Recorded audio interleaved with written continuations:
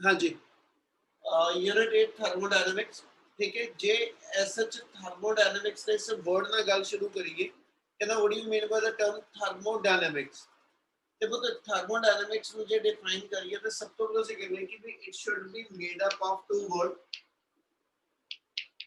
Thermo plus ਕਹਿੰਦਾ ਜੀ dynamics. ਕੋਈ ਬੋਲੇਗਾ ਇਸ ਵਰਡ ਦਾ ਮੀਨ ਕੀ ਬਣਦਾ?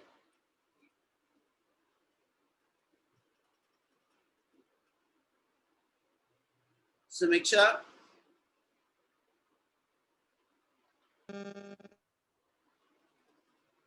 ओ बच्चे आवाज आ रही है पूरी?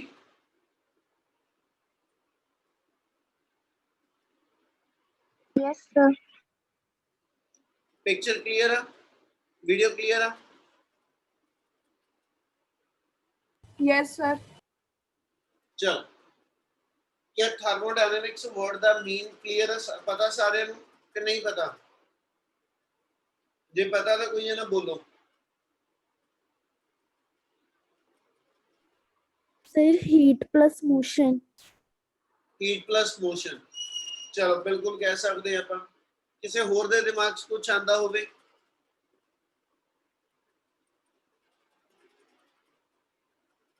अवराज?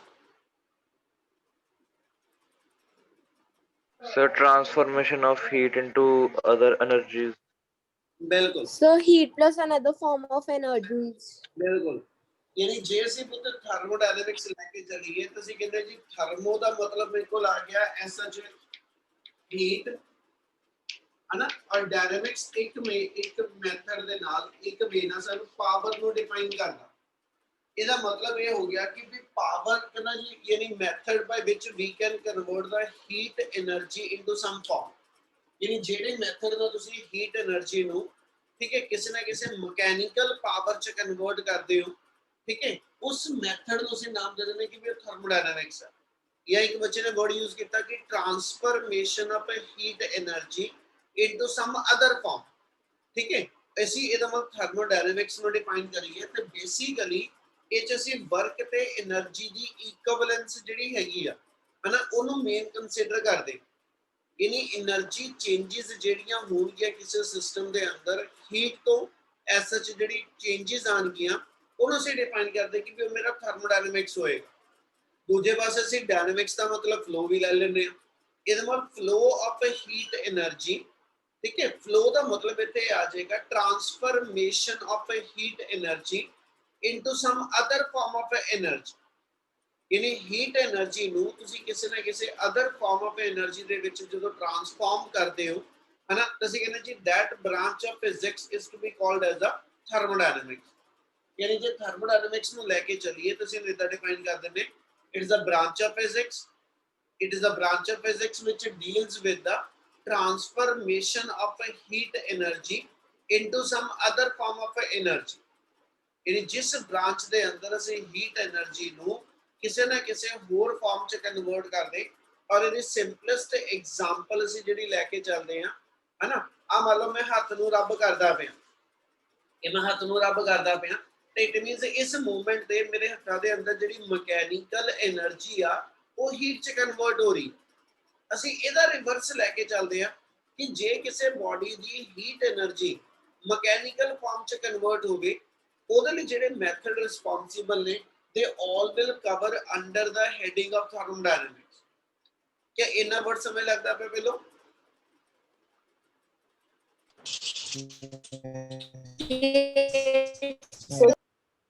चलो, so thermodynamics इनको अपन डिफाइन करते हैं तो सिर्फ इतना कह देंगे it is the transformation of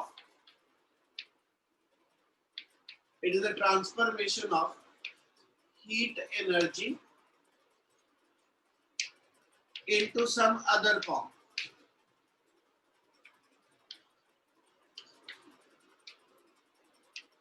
ठीक है, और ਇਹਦੇ ਅੰਦਰ ਜਿਹੜਾ ਮੇਨ ਫੈਕਟਰ ਰਹੇਗਾ ਜਿਹੜਾ ਇਸ ਸਾਰੀ ਚੀਜ਼ ਨੂੰ ਡਿਸਾਈਡ ਕਰੇਗਾ ਕਿ how the heat energy will be transform, ਠੀਕ ਹੈ, into some other form that always to be decided by the temperature of the body।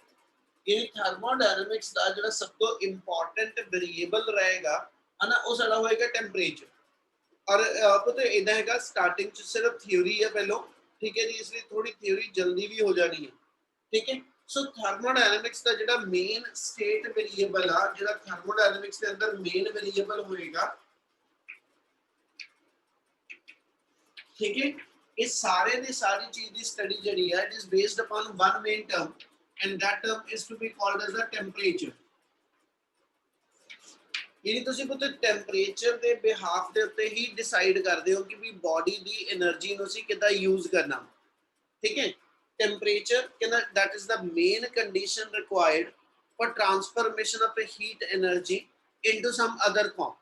तो ਉਹਦੇ ਅੰਦਰ ਅਸੀਂ ਡਿਫਾਈਨ ਕਰਦੇ ਕਿ ਵੀ ਜਿਹੜਾ ਟੈਂਪਰੇਚਰ ਹੈ, ਜਿਵੇਂ ਐਗਜ਼ਾਮਪਲ ਕੋਡ ਕਰੀਏ ਕਿ ਤੁਹਾਡੇ ਹੀਟ ਇੰਜਨ ਜਿਹੜਾ ਹੋਏਗਾ, ठीक है, heat engine is one of the device which is used to convert heat energy into mechanical energy। ਤੁਹਾਡੇ ਸਕੂਟਰ ਦਾ ਪੈਟਰੋਲ ਇੰਜਨ, ठीक है, ਕਾਰ ਦਾ ਪੈਟਰੋਲ ਇੰਜਨ, ਕਾਰ ਦਾ ਡੀਜ਼ਲ ਇੰਜਨ, ठीक है, ਆਪਣੇ ਕੋਲ ਜਿਹੜਾ ਸਾਡਾ ਸਟੀਮ ਇੰਜਨ, ਇਹ ਜਿੰਨੇ ਵੀ ਇੰਜਨ ਦੇ ਨਾਮ ਲੈਣਾ ਪਿਆ, all these are the heat engine। ਇਹਨਾਂ ਸਾਰੇ ਹੀਟ ਇੰਜਨ ਦੇ ਅੰਡਰ, ठीक है, ਤੁਹਾਡੀ ਹੀਟ એનર્ਜੀ ਜਿਹੜੀ ਆ ਉਹ ਮਕੈਨੀਕਲ ਵਰਕ ਦੇ ਅੰਦਰ ਕਨਵਰਟ ਹੁੰਦੀ ਹੈ। ਤੇ ਇਹਨਾਂ ਸਾਰੀਆਂ ਚੀਜ਼ਾਂ ਦੀ ਸਟੱਡੀ ਜਿਹੜੀ ਆ, that is entirely based upon the energy temperature।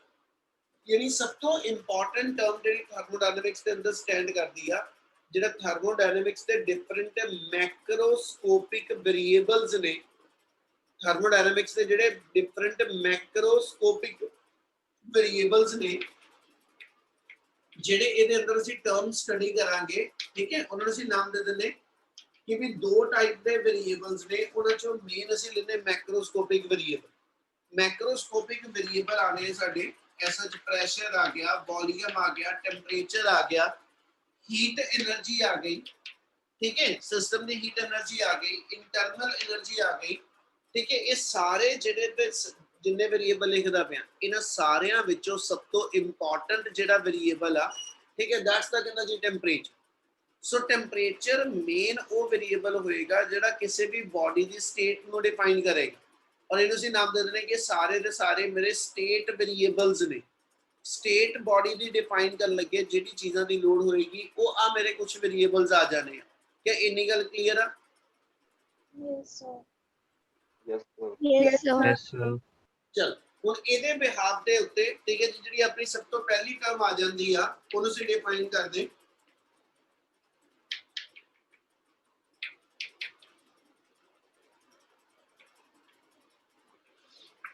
Thermal equilibrium. Thermal equilibrium define करिए तो थर्मल इक्विलिब्रियम किहनू कहांगे जी? कोई बोलेगा थर्मल इक्विलिब्रियम?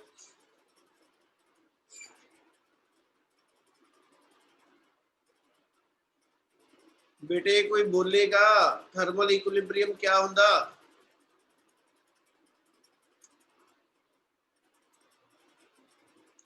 नहीं पता sir. Temperature constant. Video clear आ रही है ना?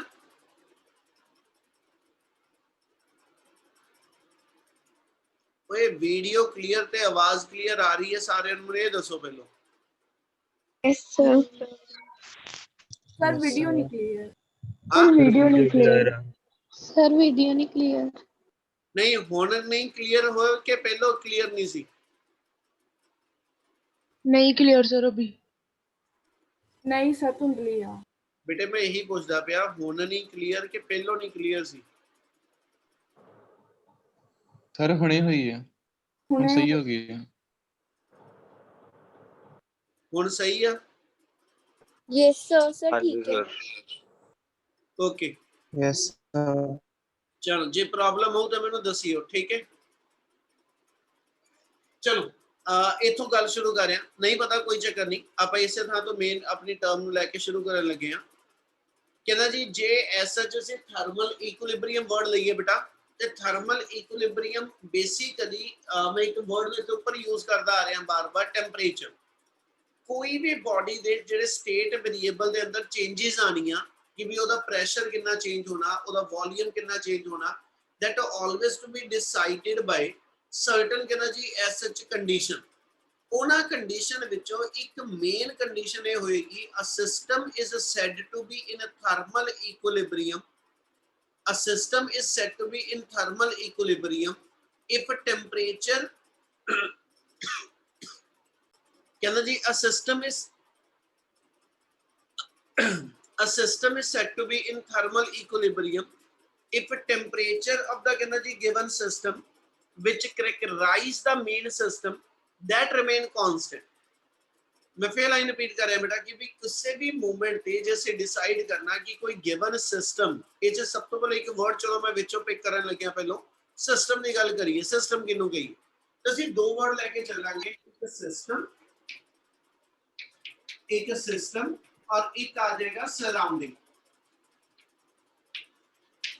पहले सिस्टम वर्ड का मतलब हमेशा होएगा a large collection of gas particle ठीक है प्रेजेंट इन ए कंटेनर किसी कंटेनर के अंदर तुसी कोई ना कोई गैसियस सिस्टम फिल कर लिया मतलब मान लो मेरे को एक कंटेनर आ ठीक है इहदा आ एसएच बॉटम एंड आ गया आ कंटेनर का अपर एंड हैगा है ना और ये मूवेबल पोर्शन ਅਸੀਂ ਕਹਿੰਦੇ ਜੇ ਇਹਨਾਂ ਪਿਸਟਨ ਲੱਗਿਆ ਹੋਇਆ ਠੀਕ ਹੈ ਉਸ ਪਿਸਟਨ ਨਾਲ ਤੁਸੀਂ ਇਹਨੂੰ ਡਾਊਨਵਰਡ ਤੇ ਉਸ ਪਿਸਟਨ ਨਾਲ ਤੁਸੀਂ ਇਹਨੂੰ ਅਪਵਰਡ ਮੂਵ ਕਰਾਉਂਦੇ ਹੋ ਜਿਹਦੇ ਨਾਲ ਕੀ ਹੋਏਗਾ ਇਹਦੇ ਇਨ ਬਿਟਵੀਨ ਜਿਹੜੇ ਗੈਸਸ ਪਾਰਟੀਕਲਸ ਨੇ ਹਨਾ ਉਹ ਐਕਸਪੈਂਡ ਜਾਂ ਕੰਪਰੈਸ ਕਰਦੇ ਪਏ ਵੇ ਤੇ ਜਿਹੜੇ ਉਹ ਗੈਸਸ ਪਾਰਟੀਕਲਸ ਦਾ ਮੇਰੇ ਕੋਲ ਸਿਸਟਮ ਬਣਦਾ ਉਹਦੇ ਲਈ ਅਸੀਂ ਵਰਡ ਯੂਜ਼ ਕਰਾਂਗੇ ਕਿ ਉਹ system of collection of particle ਹੋਏਗਾ ਇਹਨੇ ਸਿਸਟਮ ਵਰਡ ਕਮਾ ਤੇ ਸਿਸਟਮ ਵਿੱਚ ਕਿਹਨੂੰ ਕਵਾਂਗਾ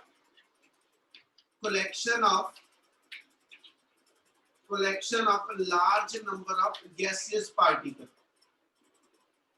ਜਿਹੜੇ ਤੁਹਾਡੇ ਕੋਲ large number of gases particles ਨੇ ਉਹਨਾਂ ਦੀ ਕਲੈਕਸ਼ਨ ਨੂੰ ਅਸੀਂ ਨਾਮ ਸਿਸਟਮ ਦਿੰਦੇ ਤੇ ਬੇਟਾ ਉਸ ਕੰਟੇਨਰ ਚ ਜਿੱਚ ਅਸੀਂ ਗੈਸ ਫਿਲ ਕੀਤੀ ਆ ਉਹਨੂੰ ਛੱਡ ਕੇ ਉਸ ਤੋਂ ਇਲਾਵਾ ਉਸ ਦੇ ਬਾਹਰ ਜੋ ਵੀ ਹੈਗਾ which can affect ਦਾ ਕਹਿੰਦਾ ਜੀ ਸਿਸਟਮ ਉਹਨਾਂ ਚੋਂ ਜਿਹੜੀ ਵੀ ਚੀਜ਼ ਸਿਸਟਮ ਨੂੰ ਅਫੈਕਟ ਕਰ ਸਕੇ ठीक है वो सारे दे सारी चीज़ां ਜਿਹੜੀਆਂ ਨੇ they will fall under the category of surrounding ठीक है सिस्टम ਨੂੰ enclose ਕਰ ਲਿਆ ਮੀਨ ਅਸੀਂ ਇੱਕ ਕੰਟੇਨਰ ਦੇ ਅੰਦਰ ਉਹ ਕੰਟੇਨਰ ਦਾ ਜਿਹੜਾ ਅਰੇਂਜਮੈਂਟ ਹੋਏਗਾ ਉਹਨੂੰ ਛੱਡ ਕੇ ਉਸ ਤੋਂ ਐਕਸਟਰਨਲ ਜਿਹੜਾ ਵੀ ਕੋਈ ਫੈਕਟਰ ਐਸਐਚ ਸਿਸਟਮ ਨੂੰ ਅਫੈਕਟ ਕਰੇ ਜਾਂ ਸਿਸਟਮ ਕਰਕੇ ਅਫੈਕਟ ਹੋਵੇ ਠੀਕ ਹੈ ਜੀ ਉਹਨੂੰ ਅਸੀਂ ਨਾਮ ਦੇ ਦਿੰਦੇ ਕਿ that are the conditions for surrounding क्या ਇੰਨੀ ਗੱਲ ਕਲੀਅਰ ਆ collection of a large number of particles ਜਿਹੜਾ ਵਾ ਉਹਨੂੰ ਅਸੀਂ ਕਹਿੰਦੇ ਪਏ ਸਿਸਟਮ ਆ ਤੇ ਉਹਨੂੰ ਛੱਡ ਕੇ ਬੇਟਾ ਉਹਦੇ ਅਰਾਊਂਡ ਬਾਕੀ ਜੋ ਵੀ ਹੋਏਗਾ ਹਨਾ ਜਿਹੜਾ ਉਸ ਸਿਸਟਮ ਨੂੰ ਅਫੈਕਟ ਕਰਦਾ ਤੇ that is to be called as a surrounding ਕਿ ਇਹ ਦੋ ਵਰਡ ਪਹਿਲਾਂ ਸਮਝ ਲੱਗਦੇ ਪਏ Yes, sir. Yes. ਬੇਟੇ ਸਟਾਰਟ ਥੋੜਾ ਜਿਹਾ ਨਾ ਇਹਦਾ ਇਸੇ ਵੇ ਨਾਲ ਢਿੱਲਾ ਜਿਹਾ ਚੱਲਣਾ ਠੀਕ ਹੈ ਫਿਰ ਇਹਨੂੰ ਆਪਾਂ ਪ੍ਰੋਪਰ ਸਪੀਡ ਦਵਾਂਗੇ ਠੀਕ ਹੈ ਜੀ ਇੰਨੀ ਗੱਲ ਪਹਿਲਾਂ ਸਮਝ ਲੱਗਦੀ ਪਈ Yes, Yes, sir.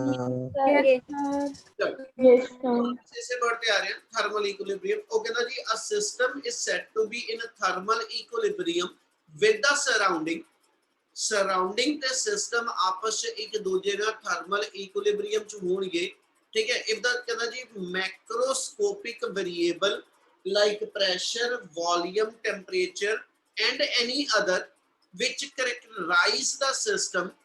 which characterize the system do not change with the ਕਹਿੰਦਾ ਜੀ surrounding मतलब जे सिस्टम दे ਜਿਹੜੇ state variables ਨੇ ठीक है जे सिस्टम ਦੇ ਜਿਹੜੇ state variables ਨੇ pressure ਹੋ ਗਿਆ volume ਹੋ ਗਿਆ ठीक है heat energy ਹੋ ਗਈ ਜੇ ਇਹ variables ਦੇ ਅੰਦਰ ਐਸਾ ਚ ਕਹਿੰਦਾ surrounding ਦੇ respectively ਕੋਈ change ਨਹੀਂ ਆ ਰਹੀ ਤਾਂ ਅਸੀਂ ਕਹਿੰਦੇ ਜੀ ਜਿਹੜਾ ਮੇਰਾ ਸਿਸਟਮ ਹੋਏਗਾ ਉਹਨੂੰ ਅਸੀਂ ਨਾਮ ਦੇ ਦਿੰਦੇ ਕਿ ਉਹ ਥਰਮਲ ਇਕੁਇਲਿਬ੍ਰੀਅਮ ਚ ਜਿਵੇਂ ਇਕੁਇਲਿਬ੍ਰੀਅਮ ਅਸੀਂ ਬੇਟਾ ਐਸਾ ਚ ਲਈਏ ਤਾਂ ਡਿਫਰੈਂਟ ਟਾਈਪ ਦੇ ਇਕੁਇਲਿਬ੍ਰੀਅਮ ਆਉਂਦੇ ਆ ਅਸੀਂ ਇਕੁਇਲਿਬ੍ਰੀਅਮ ਨੂੰ ਡਿਫਾਈਨ ਕਰਨਾ ਹੋਵੇ ਕੱਲੇ ਇਕੁਇਲਿਬ੍ਰੀਅਮ ਵਰਡ ਨੂੰ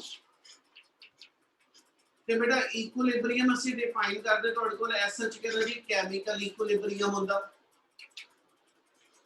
ਵਰਡ ਲੋਡ ਨਹੀਂ ਹੈਗੀ ਜਸਟ ਨਾਲ ਜੁੜਦੀ ਗੱਲ ਹੈ ਤਾਂ ਜੋੜਨ ਲੱਗਿਆ ਕੈਮੀਕਲ ਇਕੁਇਲਿਬ੍ਰੀਅਮ ਹੋਏਗਾ ਕੈਮੀਕਲ ਇਕੁਇਲਿਬ੍ਰੀਅਮ ਦਾ ਮਤਲਬ ਇਹ ਹੋ ਗਿਆ ਜਿੱਦਾਂ ਕਿ ਵੀ ਕੋਈ ਦੋ ਰਿਐਕਟੈਂਟ ਜਿਹੜੇ ਨੇ they converted into product and product convert back into the reactant ਇਹਦਾ ਮਤਲਬ ਜੇ ਰਿਵਰਸਿਬਲ ਤੁਸੀਂ ਇਸ ਵੇ ਨਾਲ ਰਿਐਕਸ਼ਨ ਦਿੰਦੇ ਹੋ ਜੇ ਆਪਾਂ ਕੁਝ ਇਸ ਵੇ ਨਾਲ ਰਿਐਕਸ਼ਨ ਦਿੰਦੇ ਕਿ ਵੀ A plus B system will convert into C plus D and at the same time C plus D convert back into A plus B यानी इस टाइप का जेकर कैमिकल रिएक्शन की कंडीशन जस्टिफाई होंदियां इन्हों से नाम देने ये कैमिकल इक्विलिब्रियम आ। गल समझ लगदी पई? Yes, sir. Yes, sir. Yes, sir. ਅਸੀਂ Yes, sir. ਮਕੈਨੀਕਲ ਇਕੁਇਲਿਬ੍ਰੀਅਮ ਦੀ ਗੱਲ ਕਰੀਏ ਹੈ ਨਾ, ਮਕੈਨੀਕਲ ਇਕੁਇਲਿਬ੍ਰੀਅਮ ਅਸੀਂ ਅੱਗੇ ਪੜ੍ਹ ਹਟੇ ਕਿ ਵੀ ਜਦੋਂ ਸਿਸਟਮ ਦੇ ਉੱਤੇ ਅਸੀਂ ਉਹਦੀ ਮੋਸ਼ਨ ਸਟੱਡੀ ਕਰਦੇ ਹਾਂ, ਠੀਕ ਹੈ, ਔਰ ਉਹਦੇ ਅੰਦਰ ਅਸੀਂ ਕਹਿੰਦੇ ਜੀ ਕੋਈ ਸਿਸਟਮ ਦੀ ਨੈਟ ਫੋਰਸ ਜਾਂ ਸਿਸਟਮ ਦਾ ਨੈਟ ਟਾਰਕ ਜਿਹੜਾ ਵਾ ਜੇ ਉਹ ਮੇਰੇ ਕੋਲ ਜ਼ੀਰੋ ਆ ਤੇ ਅਸੀਂ ਕਹਿੰਦੇ ਜੀ ਉਹ ਮਕੈਨੀਕਲ ਇਕੁਇਲਿਬ੍ਰੀਅਮ ਮੇਨਟੇਨ ਕਰਦਾ। ਇਸ ਨਾਲ ਉਹਦੇ ਅੰਦਰ ਨੈਟ ਫੋਰਸ ਤੇ ਨੈਟ ਟਾਰਕ ਜਿਹੜਾ ਉਹ ਅਸੀਂ ਜ਼ੀਰੋ ਕੰਸੀਡਰ ਕਰਦੇ ਹਾਂ। ਤੇ ਜੇ ਨੈਟ ਫੋਰਸ ਤੇ ਨੈਟ ਟਾਰਕ ਜ਼ੀਰੋ ਵਾਲੀ ਕੰਡੀਸ਼ਨ ਹੈ ਨਾ, ਜੇ ਆ ਕੰਡੀਸ਼ਨਸ ਨੇ ਮੇਰੀਆਂ ਤਾਂ ਅਸੀਂ ਕਹਿੰਦੇ ਜੀ ਜਿਹੜਾ ਸਿਸਟਮ ਹੋਏਗਾ ਇਹ ਮੇਰੇ ਕੋਲ ਮਕੈਨੀਕਲ ਇਕੁਇਲਿਬ੍ਰੀਅਮ ਚ। ਇਦਾਂ ਹੀ ਅਸੀਂ ਥਰਡ ਇੱਕ ਇਕੁਇਲਿਬ੍ਰੀਅਮ ਲੈ ਲੈਂਦੇ ਥਰਮਲ ਇਕੁਇਲਿਬ੍ਰੀਅਮ।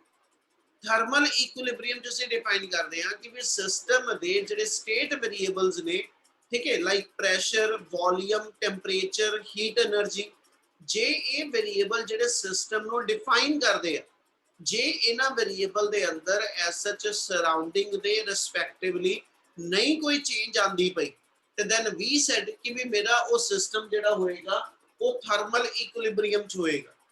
क्या वर्ड समझ लगता है thermal equilibrium? Yes, sir. Yes, अगे sir. क्या रिस्पोंड माड़ा करया करो, पता लग जाता कि भी तुहानू चीज क्लियर हैगी जे आप दोबारा दसन वाली लोड़ है तो फिर मैं दोबारा दस सका। क्या इतना क्लियर है सारे नु? Yes, sir. Yes, sir. बस फिर सुस्ती बाकी ना पढ़ो, ठीक है, पूरे एक्टिव होके पढ़ो जेडे पढ़दे पे। चल ਹੁਣ ਇਸੇ ਥਰਮਲ ਇਕੁਇਲਿਬ੍ਰੀਅਮ ਦੀ ਕੰਡੀਸ਼ਨ ਨੂੰ ਅਸੀਂ ਐਕਸਪਲੇਨ ਕਰਨ ਲਈ ਔਰ ਇਹਦੇ ਵਿੱਚ ਬਾਰ-ਬਾਰ ਕਹਿ ਰਹੇ ਹਾਂ ਜਿਹੜੀ ਮੇਨ ਕੰਡੀਸ਼ਨ ਆ ਥਰਮਲ ਇਕੁਇਲਿਬ੍ਰੀਅਮ ਵਾਸਤੇ ਦੈਟਸ ਦਾ ਟੈਂਪਰੇਚਰ। ਅਸੀਂ ਕਹਿੰਦੇ temperature is the only condition, temperature is the only condition which decides the ਕਹਿੰਦਾ ਜੀ equilibrium of a given system. ਕਿਸੇ ਸਿਸਟਮ ਦਾ ਇਕੁਇਲਿਬ੍ਰੀਅਮ ਡਿਸਾਈਡ ਕਰਨ ਲਈ ਜਿਹੜਾ ਸਭ ਤੋਂ ਮੇਨ ਸਟੇਟ ਵੇਰੀਏਬਲ ਹੈਗਾ, ठीक है, और दैट्स द ओनली टेंपरेचर। ਹੁਣ ਇਸ ਕੰਡੀਸ਼ਨ ਲਈ ਆਪਾਂ ਇਦਾਂ ਇਹਨੂੰ ਜਸਟੀਫਾਈ ਕਰਦੇ, ਉਹ ਕਹਿੰਦਾ ਜੀ ਮੰਨ ਲਓ ਮੇਰੇ ਕੋਲ ਕੋਈ ਐਸਾ ਜੀ ਕਿ ਗੈਸੀਅਸ ਸਿਸਟਮ ਹੈਗਾ, ਇੱਕ ਕੰਟੇਨਰ ਆ ਗਿਆ, ਇਸ ਕੰਟੇਨਰ ਦੇ ਅੰਦਰ ਅਸੀਂ ਐਸਾ ਕੋਈ ਪਾਰਟੀਸ਼ਨ ਲੈ ਕੇ ਇਹ ਚ ਦੋ ਡਿਫਰੈਂਟ ਗੈਸਸ ਕੰਸੀਡਰ ਕਰਨ ਲੱਗੇ ਆ, ਠੀਕ ਹੈ, two different gases are to be present in a system. ਇਹ ਚ ਦੋ ਡਿਫਰੈਂਟ ਗੈਸਸ ਜਿਹੜੀਆਂ ਨੇ ਦੇ are to be considered. System A ਤੇ ਸਿਸਟਮ B ਦਾ ਅਸੀਂ ਡਿਫਾਈਨ ਕਰ ਦਿੰਦੇ ਹਾਂ ਪ੍ਰੈਸ਼ਰ PA ਤੇ BA ਆ ਗਿਆ, ਪ੍ਰੈਸ਼ਰ ਵੋਲੀਅਮ ਇਨੀਸ਼ੀਅਲੀ, ਔਰ ਇਹਦਾ ਮੇਰੇ ਕੋਲ ਪ੍ਰੈਸ਼ਰ ਵੋਲੀਅਮ PB ਤੇ BB ਆ ਗਿਆ, ਠੀਕ ਹੈ। ਉਹ ਕਹਿੰਦਾ ਜੀ then we define कि system A and system B will be in thermal equilibrium, ठीक है, कदों for any value of pressure and volume, मतलब किसी भी प्रेशर किसी भी वॉल्यूम दी वैल्यू दे उत्ते, ठीक है, आ दोनों दे दोनों जेडे सिस्टम ने ये इक्विलिब्रियम अचीव कर सकते हैं। ਉਹਦੇ ਵਾਸਤੇ ਅਸੀਂ ਕੰਡੀਸ਼ਨ ਕਿਦਾਂ ਬਣਾ ਰਹੇ ਕਿ let me initially consider system A and system B are separated with one another through adiabatic wall। बेटा कुछ वेरिएबल नवे इंट्रोड्यूस होने हैं, ठीक है जी, जे केमिस्ट्री पढ़े या तो ओके, नहीं तो इतने नवे वर्ड आने हैं। उन्हां चों एक वर्ड आता है एडियाबैटिक। एडियाबैटिक का मतलब ये होएगा परफेक्ट इंसुलेटिंग वॉल। यानी जेड़ा एडियाबैटिक वर्ड होएगा इसका मतलब है परफेक्ट इंसुलेटिंग वॉल, ठीक है, परफेक्ट इंसुलेशन प्रोवाइड करनी। परफेक्ट इंसुलेशन का मतलब होएगा कि कहना जी nothing is to be exchange between the system A and B। ये आपका प्रेशर वॉल्यूम इहदे प्रेशर वॉल्यूम नालों डिफर करता पिया और दोनों दे दोनों सिस्टम जेडे ने वो एस सच मेरे को एडियाबैटिक वॉल दे नाल एक दूजे तो सी सैपरेट कीते, ठीक है। पर जे मैं एस सच लवां कि भी ये सिस्टम इक्विलिब्रियम च लेके आना ते इस मोमेंट ते इन्हां च कुछ भी एक्सचेंज नहीं हो रहा, इस मोमेंट ते इन्हां दे अंदर आपस में एडियाबैटिक वॉल दे करके इन्हां च आपस कोई एक्सचेंज नहीं आ रहा। पर जे मैं इस एडियाबैटिक वॉल की थां ते एडियाबैटिक वॉल की थां ते इथे डायाथर्मिक वॉल ले लवां, इथे डायाथर्मिक वॉल ले लवां। डायाथर्मिक का मतलब जेड़ा होएगा ਕੰਡਕਟਿੰਗ ਵਾਲ ਆ ਜੈਸਮੀਨ ਤੇਰੇ ਵਾਲੇ ਪਾਸੇ ਡਿਸਟਰਬੈਂਸ ਆ ਬੇਟਾ ਹਾਂਜੀ ਜੇ ਅਸੀਂ ਐਡੀਆਬੈਟਿਕ ਵਾਲ ਦੀ ਥਾਂ ਤੇ ਜੇ ਐਡੀਆਬੈਟਿਕ ਵਾਲ ਦੀ ਥਾਂ ਤੇ ਜਿਹੜੀ ਵਾਲ ਹੈਗੀ ਆ ਉਹ ਡਾਇਆਥਰਮਿਕ ਵਾਲ ਲੈ ਲਈਏ ਤੇ ਵਟ ਵੀ ਅਬਜ਼ਰਵ ਕਿ there is an exchange of ਕਹਿੰਦਾ ਜੀ different variable across the two system ਮਤਲਬ ਜਦੋਂ ਇਹਦੇ ਅਕ੍ਰੋਸ ਜਿਹੜੀ ਵਾਲ ਆ ਜੇ ਉਹ ਐਡੀਆਬੈਟਿਕ ਦੀ ਥਾਂ ਤੇ ਮੈਂ ਡਾਇਆਥਰਮਿਕ ਵਾਲ ਲੈ ਲਵਾਂ ਤੇ ਅਸੀਂ ਅਬਜ਼ਰਵ ਕਰਦੇ ਆ ਕਿ ਇੱਕ ਲੈਵਲ ਤੱਕ ਇਹਦੇ ਵਿੱਚ ਕੀ ਹੋਏਗਾ ਇਹਨਾਂ ਦੇ ਪ੍ਰੈਸ਼ਰ ਵੋਲਿਊਮ ਦੀ ਵੈਲਿਊ ਚੇਂਜ ਹੋਏਗੀ ठीक है they will change to some other variable pa ba change to pa dash ba dash pressure volume change होके मेरे को जेड़ा वो pa dash ba dash कहंदे ਇਹਦਾ ਵੀ मेरे को वॉल्यूम ਤੇ pressure change होके pb dash bb dash आ जाएगा और ये exchange एक लिमिट तक होएगी till कहना जी ਅਸੀਂ ਕਹਿੰਦੇ कि भी till a thermal equilibrium is to be established मतलब thermal equilibrium is not to be established ਜਦੋਂ ਤੱਕ ਇਹਨਾਂ ਦੇ ਵਿੱਚ ਥਰਮਲ ਇਕੁਇਲਿਬ੍ਰੀਅਮ ਨਹੀਂ ਆ ਜਾਂਦਾ ਇਹਨਾਂ ਦੇ ਅੰਦਰ ਇਹ ਬੇਸ ਸਟੇਟ ਵੇਰੀਏਬਲ ਜਿਹੜੇ ਨੇ ਉਹ ਚੇਂਜ ਹੁੰਦੇ ਰਹਿਣੇ ਇੱਕ ਸਟੇਜ ਤੋਂ ਬਾਅਦ ਜਾ ਕੇ ਇਹ ਸਟੇਟ ਵੇਰੀਏਬਲ ਦਾ ਚੇਂਜ ਹੋਣਾ ਬੰਦ ਹੋ ਜਾਂਦਾ ਉਹ ਕਹਿੰਦਾ ਜਦੋਂ ਇਹ ਸਟੇਟ ਵੇਰੀਏਬਲ ਦਾ ਚੇਂਜ ਹੋਣਾ ਬੰਦ ਹੁੰਦਾ ਨਾ ਤੇ ਵੀ ਆਰ ਕੰਸੀਡਰਿੰਗ ਕਿ ਤੁਹਾਡਾ ਸਿਸਟਮ ਜਿਹੜਾ ਉਸ ਮੂਮੈਂਟ ਤੇ ਫਿਰ ਭਾਵੇਂ ਐਡੀਆਬੈਟਿਕ ਵਾਲ ਦੇ ਨਾਲ ਇਹਨਾਂ ਨੂੰ ਸੈਪਰੇਟ ਕਰੋ ਭਾਵੇਂ ਡਾਇਆਥਰਮਿਕ ਨਾਲ ਫਰਦਰ ਇਹਨਾਂ ਦੇ ਅੰਦਰ ਕੋਈ ਚੇਂਜ ਨਹੀਂ ਆਉਂਦੀ ਤੇ ਜਦੋਂ ਇਹਦੇ ਅਕ੍ਰੋਸ ਇਹਨਾਂ ਵੇਰੀਏਬਲ ਦੀ ਚੇਂਜ ਆਣੀ ਬੰਦ ਹੁੰਦੀ ਆ ਤੇ ਵੀ ਸੈਡ ਕਿ ਜਿਹੜਾ ਤੁਹਾਡਾ ਸਿਸਟਮ ਹੈਗਾ now it is to be in equilibrium condition ਕੀ ਆ ਲਾਈਨ ਸਮਝ ਲੱਗਦੀ ਪਈ Yes, sir. Yes, sir. Okay ਬੇਟਾ ਇਹਦਾ ਮਤਲਬ ਇਹ ਹੋ ਗਿਆ ਕਿ ਥਰਮਲ ਇਕੁਇਲਿਬ੍ਰੀਅਮ ਦੀ ਇਹ ਜਿਹੜੀ ਮੇਨ ਕੰਡੀਸ਼ਨ ਹੋਏਗੀ ਉਹ ਅਸੀਂ ਬਾਰ-ਬਾਰ ਇੱਕ ਵਰਡ ਨਾਲ ਐਕਸਪਲੇਨ ਕਰਾਂਗੇ ਕਿ ਦੈਟਸ ਦਾ ਟੈਂਪਰੇਚਰ ਠੀਕ ਹੈ ਕਿ ਟੈਂਪਰੇਚਰ ਮੇਨ ਉਹ ਵੇਰੀਏਬਲ ਹੋਏਗਾ ਜਿਹੜਾ ਡਿਸਾਈਡ ਕਰੇਗਾ ਕਿ ਵੀ ਐਡੀਆਬੈਟਿਕ ਦੀ ਥਾਂ ਤੇ ਡਾਇਆਥਰਮਿਕ ਵਾਲ ਵੀ ਲਾ ਦਵਾਂ ਤੇ ਜੇ ਇਹਨਾਂ ਦੋਨਾਂ ਸਿਸਟਮ ਦਾ ਟੈਂਪਰੇਚਰ ਸੇਮ ਹੋ ਚੁੱਕਾ ਠੀਕ ਹੈ ਤੇ ਫਿਰ ਜਿਹੜੀ ਮਰਜ਼ੀ ਵਾਲ ਲਗਾ ਦਿਓ ਠੀਕ ਹੈ ਜੀ ਫਰਦਰ ਇਹਨਾਂ ਦੇ ਅੰਦਰ ਕਿਸੇ ਵੀ ਵੇਰੀਏਬਲ ਦੇ ਅੰਦਰ ਕੋਈ ਚੇਂਜ ਨਹੀਂ ਆਉਂਦੀ तो उन्होंने फिर उन्हें डिफाइन किया कि भी एक लॉ दे नाल उन्होंने सी नाम देन लगे हैं zeroth law of thermodynamics zeroth law of thermodynamics ਉਹਦੇ accordingly ਅਸੀਂ define ਕਰਦੇ if we have the two system A and B if we have the two system A and B which are separately in thermal equilibrium with the third system C which are separately in a thermal equilibrium with the third system C, then the system A and B should also to be in thermal equilibrium. उन्हें define किया कि जे मेरे को दो system A ते B given आ, ठीक है, जेडे separately बखरो बखरे कहता जी third system C दे नाल equilibrium चा, then we can say कि system A and B should also to be in thermal equilibrium. यानी उन्हें इस कंडीशन ਨੂੰ ਇਦਾਂ ਜਸਟੀਫਾਈ ਕਰਨਾ ਬੇਟਾ ਇਹਨੂੰ ਐਸਾ ਚ ਦੱਸਣ ਲੱਗੇ ਹੁੰਦੇ ਇਹ ਬੁੱਤ ਇਹਨਾਂ ਧਿਆਨ ਰੱਖਿਓ ਇਹ ਚੈਪਟਰ ਥਿਉਰੀ ਵਾਲਾ ਹੈਗਾ ਜਿਹੜਾ ਸਟਾਰਟਿੰਗ ਦੇ ਅੰਦਰ ਇਹ ਬੁੱਕ ਦੇ ਵਿੱਚੋਂ ਵਰਡ ਟੂ ਵਰਡ ਚੰਗੀ ਤਰ੍ਹਾਂ ਪੜ੍ਹਨਾ ਵਾ ਤੁਸੀਂ ਠੀਕ ਹੈ ਇਹਦੀ ਮਤਲਬ ਪੂਰੀ ਬੁੱਕ ਦੀ ਰੀਡਿੰਗ ਜਿਹੜੀ ਆ ਠੀਕ ਹੈ ਸਟਾਰਟਿੰਗਸ ਦੀ ਜਿਹੜੀ ਆ ਉਹ ਬਹੁਤ ਜ਼ਰੂਰੀ ਹੋਏਗੀ ਠੀਕ ਹੈ ਐਸਾ ਚ ਇੱਥੇ ਚਲਿਏ ਅਸੀਂ ਜਿੰਨਾ ਥਰਮਲ ਇਕੁਇਲਿਬ੍ਰੀਅਮ ਦੀ ਕੰਡੀਸ਼ਨ ਲਵਾਂਗੇ वो वर्ड्स आर्टिकल होएगा zeroth law of thermodynamics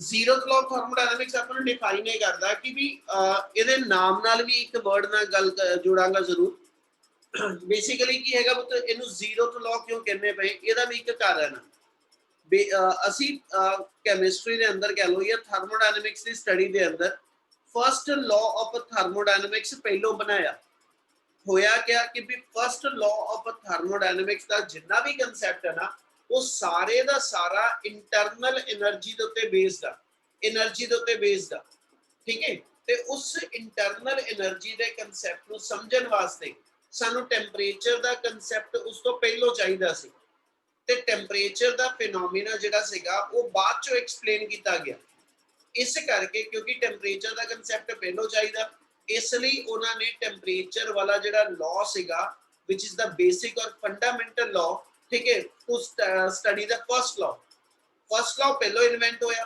ਇਸ ਕਰਕੇ ਉਸ ਤੋਂ ਪਹਿਲਾਂ ਸਾਨੂੰ ਐਸ ਸੱਚ ਇੱਕ ਟੈਂਪਰੇਚਰ ਦਾ ਕਨਸੈਪਟ ਚਾਹੀਦਾ ਸੀ, ਉਹਨੂੰ ਜ਼ੀਰੋਥ ਲਾਅ ਅਸੀਂ ਫਿਰ ਡਿਫਾਈਨ ਕੀਤਾ, ਇਸ ਲਈ ਇਹਨੂੰ ਨਾਮ ਅਸੀਂ ਜ਼ੀਰੋਥ ਲਾਅ ਦੇ ਕੇ ਚੱਲਦੇ ਪਏ।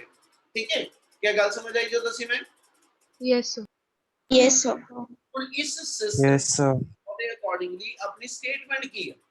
ਤੇ ਬੇਟਾ ਫਿਰ ਲਾਈਨ ਰਿਪੀਟ ਕਰ ਰਿਹਾ, according to zeroth law of thermodynamics, if two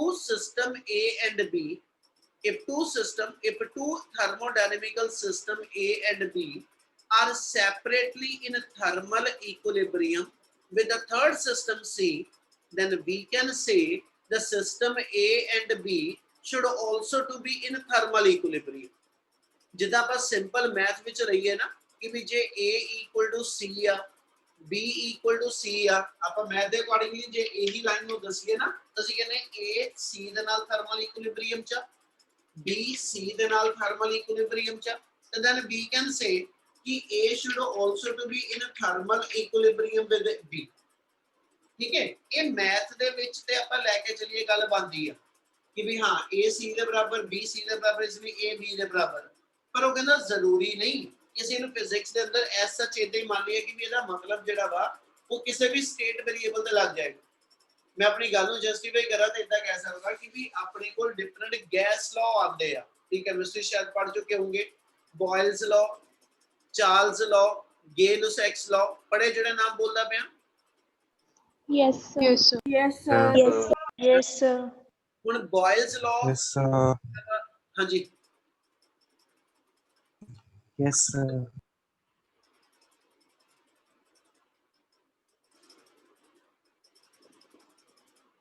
rhythm ਬੋਲ। Sir, मैं बोल रहा सी yes, sir.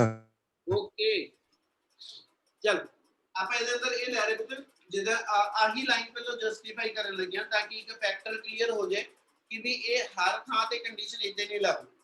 ਠੀਕ ਹੈ, ਜਿੱਦਾਂ ਆਪਾਂ ਹੁਣ ਆ ਲੈ ਕੇ ਚੱਲੀਏ ਗੈਸ ਇਕੁਏਸ਼ਨ ਆਪਣੀ PV = nRT ਹੈ ਨਾ, ਇਸ ਇਕੁਏਸ਼ਨ ਦੇ ਅਕੋਰਡਿੰਗਲੀ ਚੱਲੀਏ ਤਾਂ ਸਾਡੇ ਕੋਲ ਹੈਗਾ ਕਿ ਵੀ ਪ੍ਰੈਸ਼ਰ ਤੇ ਟੈਂਪਰੇਚਰ ਡਾਇਰੈਕਟ ਪ੍ਰੋਪੋਰਸ਼ਨਲ। ਠੀਕ ਹੈ, ਯਾਨੀ P ਡਾਇਰੈਕਟਲੀ ਟੂ T, ਤੇ ਦੂਜੇ ਪਾਸੇ ਚੱਲਦਾ ਤੇ ਅਸੀਂ ਕਹਿੰਦੇ ਜੀ V ਡਾਇਰੈਕਟਲੀ ਟੂ T, ਤੇ ਇਦਾਂ ਲੱਗੂਗਾ ਕਿ ਵੀ P ਔਰ V ਵੀ ਇੱਕ ਦੂਜੇ ਦੇ ਕੀ ਆ? Inversely proportional. Directly proportional. Direct proportional, ਪਰ ਐਕਚੁਅਲ ਦੇ ਅੰਦਰ ਪ੍ਰੈਸ਼ਰ ਔਰ ਵੋਲਿਊਮ ਇੱਕ ਦੂਜੇ ਦੇ ਡਾਇਰੈਕਟ ਹੈ ਹੀ ਨਹੀਂ। ਪ੍ਰੈਸ਼ਰ ਤੇ ਵੋਲਿਊਮ ਇੱਕ ਦੂਜੇ ਦੇ ਜਿਹੜੇ ਨੇ ਉਹ ਰੈਸਿਪਰੋਕਲ ਆ, ਬੋਇਲਸ ਲਾਅ ਚ ਪੜ੍ਹਦੇ ਅਸੀਂ। ਇਹਦਾ ਮਤਲਬ ਇਹ ਹੋ ਗਿਆ ਕਿ ਵੀ ਐਸ ਸੱਚ ਇਸ ਲਾਈਨ ਦਾ ਮਤਲਬ ਕਿ ਵੀ A = C, B = C ਤੇ V ਸੈਟ ਕਿ ਵੀ A = B ਜਿਹੜਾ ਹੋਏਗਾ ਇਹ ਮੈਥ ਚ ਤਾਂ ਹੈਗਾ ਵਾ, ਪਰ ਅਸੀਂ ਇਦਾਂ ਨਹੀਂ ਲੈਂਦੇ ਕਿ ਵੀ ਹਰ ਥਾਂ ਤੇ ਐਪਲੀਕੇਬਲ।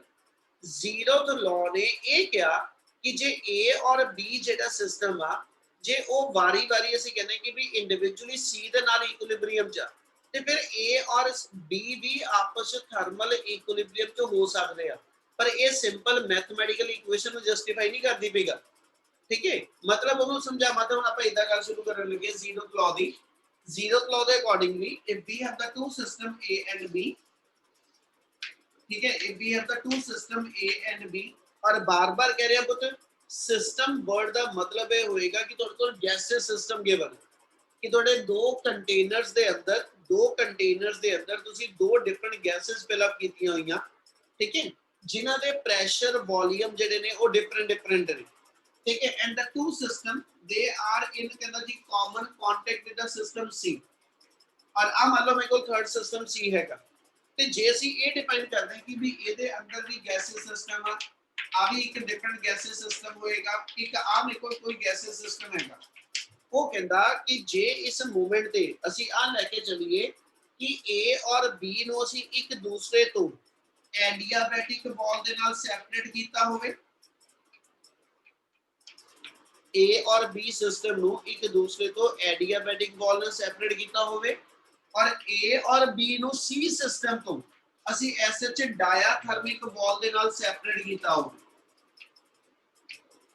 ਠੀਕ ਹੈ, ਮਤਲਬ A ਔਰ B ਦੀ ਆਪਸ ਜਿਹੜੀ ਵਾਲ ਸੈਪਰੇਸ਼ਨ ਆ ਹਨਾ ਉਹ ਐਡੀਆਬੈਟਿਕ ਆ, ਜਦਕਿ A B ਦੀ C ਦੇ ਨਾਲ ਜਿਹੜੀ ਵਾਲ ਸੈਪਰੇਸ਼ਨ ਆ ਉਹ ਡਾਇਆਥਰਮਿਕ ਆ। डायाथर्मिक का मतलब है pre exchange of heat between the two, मतलब इस बॉल के थ्रू आ दोनों सिस्टम जिहड़े ने आपस के अंदर प्री एक्सचेंज करोगे सारे वेरीएबल्स ते एडियाबैटिक के अकॉर्डिंगली कहना जी उन्होंने आपस में कोई भी अपना स्टेट वेरीएबल एक्सचेंज नहीं कर सकना। इन्नी गल समझ लगती P? Yes, sir. Yes, sir. Yes, sir. ਇਹਦਾ Yes, ਮਤਲਬ sir. ਮੈਂ ਆ ਦੋ ਸਿਸਟਮ ਜਿਹੜੇ ਨੇ, ਠੀਕ ਹੈ, ਸਿਸਟਮ A ਤੇ ਸਿਸਟਮ B ਨੂੰ ਇਹ ਕੰਸੀਡਰ ਕਰਾਂ ਕਿ ਇਨੀਸ਼ੀਅਲੀ ਵੀ ਆਬਜ਼ਰਵ ਕਿ ਵੀ when they are separated by an adiabatic ball, ਉਸ ਮੂਮੈਂਟ ਤੇ ਇਹਨਾਂ ਦੇ ਆਪਸ ਵਿੱਚ ਪ੍ਰੈਸ਼ਰ, ਵੋਲੀਅਮ, ਟੈਂਪਰੇਚਰ ਡਿਫਰੈਂਟ ਨੇ, ਠੀਕ ਹੈ। ਔਰ ਉਸ ਮੂਮੈਂਟ ਤੇ ਜੇ ਮੈਂ ਇਹਨਾਂ ਦੇ ਵਿੱਚ ਜਿਹੜੀ ਬਾਲ ਐਡੀਆਬੈਟਿਕ ਦੀ ਥਾਂ ਤੇ ਡਾਇਆਥਰਮਿਕ ਬਾਲ ਲੈ ਲੈਂਦਾ ਤੇ ਵੀ ਆਬਜ਼ਰਵ ਇਹਨਾਂ ਦੇ ਅੰਦਰ ਸਟੇਟ ਵੇਰੀਏਬਲ ਐਕਸਚੇਂਜ ਹੋਣੇ ਸ਼ੁਰੂ ਹੋ ਜਾਣੇ ਔਰ ਇੱਕ ਸਟੇਜ ਤੱਕ ਕਹਿੰਦਾ ਜੇ ਮੈਂ ਨੋਟ ਕੀਤਾ ਉਹ ਚੇਂਜ ਹੁੰਦੇ ਪਏ, ਠੀਕ ਹੈ। ਪਰ ਜੇ ਮੈਂ ਐਸਐਚ ਬਾਲ ਐਡੀਆਬੈਟਿਕ ਰੱਖ ਲਈ ਤੇ ਇਸ ਨਾਲ ਇਹਨਾਂ ਦੇ ਆਪਸ ਤੇ ਵੇਰੀਏਬਲ ਨਹੀਂ ਐਕਸਚੇਂਜ ਹੋਣੇ। ਇਹਦਾ ਮਤਲਬ ਇਹ ਹੋ ਗਿਆ ਇਹਨਾਂ ਦੇ ਪ੍ਰੈਸ਼ਰ ਵੈਲਿਊਜ਼, ਇਹਨਾਂ ਦੀਆਂ ਵੋਲੀਅਮ ਵੈਲਿਊਜ਼ ਇੱਕ ਦੂਜੇ ਤੋਂ ਡਿਫਰੈਂਟ ਨੇ, ਠੀਕ ਹੈ। ਪਰ ਮੈਂ ਆਬਜ਼ਰਵ ਕੀ ਕੀਤਾ ਕਿ ਜਦੋਂ ਇਹਨਾਂ ਦੋਨਾਂ ਸਿਸਟਮ ਨੂੰ ਇਸ ਸਿਸਟਮ ਸੀ ਦੇ ਥਰੂ ਕਨੈਕਟ ਕੀਤਾ ਹੈ ਨਾ, ਤੇ ਹੋਇਆ ਇਹ ਕਿ ਵੀ ਜੇ ਮੈਂ ਐਸ ਸੱਚ ਕੁਝ ਟਾਈਮ ਬਾਅਦ ਇਸ ਸਿਸਟਮ ਦੇ ਅੰਦਰ ਬॉल ਇੰਟਰਚੇਂਜ ਵੀ ਕਰ ਦਵਾਂ, ਜੇ ਕੁਝ ਟਾਈਮ ਬਾਅਦ ਮੈਂ ਇਹਨਾਂ ਦੀਆਂ ਆ ਦੋਨੋਂ ਬॉल ਆਪਸ ਵਿੱਚ ਕਹਿੰਦਾ ਜੀ ਇੰਟਰਚੇਂਜ ਵੀ ਕਰ ਲਵਾਂ, ਮਤਲਬ ਡਾਇਆਥਰਮਿਕ ਵਾਲੀ ਥਾਂ ਤੇ ਮੇਰੇ ਕੋਲ ਐਡੀਆਬੈਟਿਕ ਔਰ ਆ ਡਾਇਆਥਰਮਿਕ ਬॉल ਆ ਜੇ ਤੇ we observe still there is no change in state variable. ਤੇ ਜੇ ਇਹਨਾਂ ਦੇ ਸਟੇਟ ਵੇਰੀਏਬਲ ਆਪਸ ਵਿੱਚ ਨਹੀਂ ਚੇਂਜ ਹੋ ਰਹੇ ਤੇ ਇਹਦਾ ਮਤਲਬ ਇਹ ਹੋਇਆ ਆਲਰੇਡੀ ਇਹ ਮੇਰੇ ਕੋਲ ਜਿਹੜੇ ਐਸਐਚ ਦੋਨੋਂ ਦੇ ਦੋਨੋਂ ਸਿਸਟਮ ਨੇ ਇਹ ਇਕੁਇਲਿਬ੍ਰੀਅਮ ਚ ਆ ਚੁੱਕੇ ਹੋਗੇ। Yes, sir. ਬੇਟੇ Yes, Yes, sir. sir. Yes. ਇਸ ਲਾਈਨ ਨੂੰ ਫੇਰ ਦੁਬਾਰਾ ਦੱਸਦਾ ਪਿਆ, ਅਸੀਂ ਇਹ ਕਹਿ ਰਹੇ ਹਾਂ ਕਿ ਜੇ ਆ ਦੋ ਮੇਰੇ ਸਿਸਟਮ ਨੇ, ਮੰਨ ਲਓ ਥਰਡ ਸਿਸਟਮ ਨਹੀਂ ਹੈਗਾ ਜਿਹਦੀ ਗੱਲ ਆਪਾਂ ਪਿੱਛੇ ਕਰਕੇ ਹਟਿਆ, ਜੇ ਇਹਨਾਂ ਦੇ ਅਕ੍ਰੋਸ ਐਡੀਆਬੈਟਿਕ ਬਾਲ ਦੀ ਜਗ੍ਹਾ ਤੇ ਡਾਇਆਥਰਮਿਕ ਬਾਲ ਲਗਾ ਲਾਂ ਤੇ ਵੀ ਆਬਜ਼ਰਵ ਇਹਨਾਂ ਦੇ ਅੰਦਰ ਐਸਐਚ ਸਟੇਟ ਵੇਰੀਏਬਲ ਚੇਂਜ ਹੋਣੇ ਸ਼ੁਰੂ ਹੋ ਜਾਂਦੇ ਆ, ਪ੍ਰੈਸ਼ਰ ਵੋਲੀਅਮ ਇਹਨਾਂ ਦੇ ਚੇਂਜ ਹੁੰਦੇ ਆ, ਠੀਕ ਹੈ।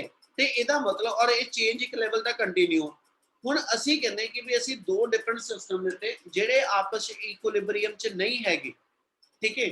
ਜੇ ਇਹ ਇਕੁਇਲਿਬ੍ਰੀਅਮ ਚ ਨਹੀਂ ਹੈਗੇ ਔਰ ਇਹਨਾਂ ਦੋਨਾਂ ਸਿਸਟਮ ਨੂੰ ਮੈਂ ਥਰਡ ਸਿਸਟਮ ਸੀ ਦੇ ਨਾਲ ਕਨੈਕਟ ਕੀਤਾ, ਠੀਕ ਹੈ, ਔਰ ਸੀ ਸਿਸਟਮ ਜਿਹੜਾ ਮੈਂ ਕਨੈਕਟ ਕੀਤਾ ਉਹ ਡਾਇਆਥਰਮਿਕ ਬਾਲ ਨਾਲ, ਤੇ ਅਸੀਂ ਆਬਜ਼ਰਵ ਇਹ ਕੀਤਾ ਕਿ ਡਾਇਆਥਰਮਿਕ ਬਾਲ ਨਾਲ ਜਦੋਂ ਸੀ ਸਿਸਟਮ ਦੇ ਥਰੂ ਇਹ ਆਪਸ ਇੱਕ ਦੂਜੇ ਦੇ ਕੰਟੈਕਟ ਚ ਆਏ ਹਨਾ, ਤੇ ਇਹ ਸੀ ਸਿਸਟਮ ਦੇ ਥਰੂ ਆਲਰੇਡੀ ਮੇਰੇ ਥਰਮਲ ਇਕੁਇਲਿਬ੍ਰੀਅਮ ਐਸਟੈਬਲਿਸ਼ ਕਰ ਚੁੱਕੇ ਹੋਊਗੇ, ਠੀਕ ਹੈ। ਜਦੋਂ ਇਹਨਾਂ ਨੇ ਥਰਮਲ ਇਕੁਇਲਿਬ੍ਰੀਅਮ ਐਸਟੈਬਲਿਸ਼ ਕਰ ਲਿਆ, ਹੁਣ ਜੇ ਤੁਸੀਂ ਬਾਲ ਇੰਟਰਚੇਂਜ ਵੀ ਕਰਦੇ ਹੋ ਤੇ ਬਾਲ ਦੇ ਇੰਟਰਚੇਂਜ ਕਰਨ ਤੋਂ ਬਾਅਦ ਵੀ ਇਹਨਾਂ ਦੇ ਸਟੇਟ ਵੇਰੀਏਬਲ 'ਚ ਚੇਂਜ ਨਹੀਂ ਆ ਰਹੀ, ਇਹਨਾਂ ਦੇ ਪ੍ਰੈਸ਼ਰ ਵੋਲੀਅਮ ਫਰਦਰ ਚੇਂਜ ਨਹੀਂ ਹੋ ਰਹੇ, ਇਹਨਾਂ ਦਾ ਟੈਂਪਰੇਚਰ ਫਰਦਰ ਚੇਂਜ ਨਹੀਂ ਹੋ ਰਿਹਾ, ਤੇ ਇਹਦਾ ਮਤਲਬ ਆਲਰੇਡੀ ਇਹ ਸੀ ਸਿਸਟਮ ਦੇ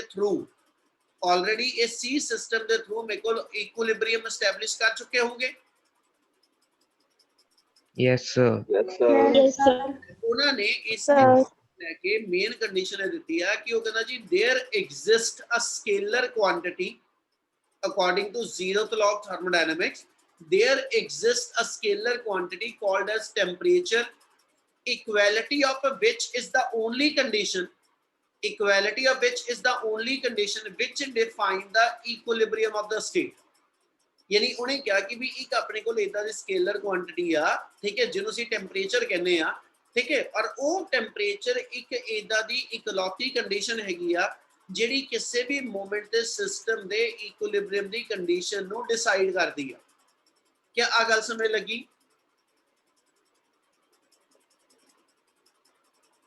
Yes, sir. Yes, sir.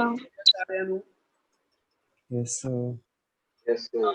Zeroth law of thermodynamics, zeroth law of thermodynamics ਜਿਹੜਾ ਟੈਂਪਰੇਚਰ ਦੇ ਨਾਲ ਮੇਨ ਡੀਲ ਕਰਦਾ, ਜਿਹਦੇ accordingly temperature is the only condition, ठीक है, temperature is the only condition which decides the state यानी इक्विलिब्रियम का स्टेट ऑफ द बॉडी, ठीक है। क्या वो टर्म या वो कांसेप्ट समझ लग गया सारे नु? Yes, sir. Yes, sir. Yes, sir. Statement लिखनी है, when thermodynamical system A and B, when thermodynamical system A and B are in thermal equilibrium. When thermodynamical system A and B are in thermal equilibrium, with the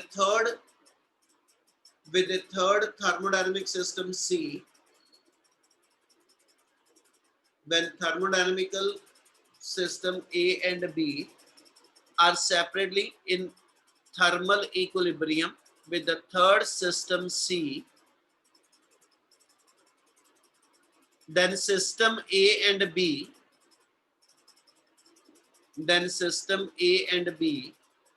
should also to be in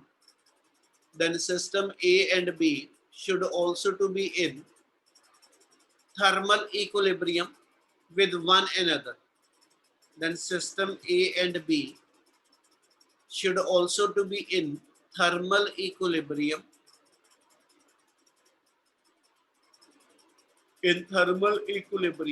with one another.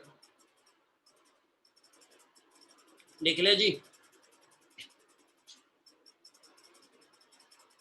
Yes, sir. लिख लिया? Yes, sir. ਇਹਦੀ second definition लिख लो. According to zeroth law, लिख लो. According to zeroth law, there exists a scalar quantity. There exists a scalar quantity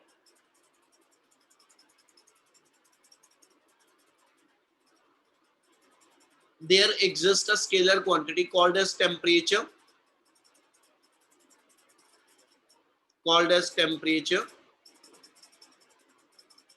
Comma, equality of which is the only condition.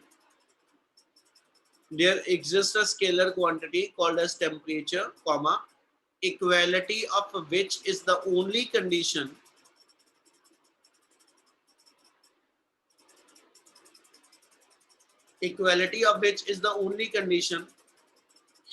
for thermodynamic system to be in.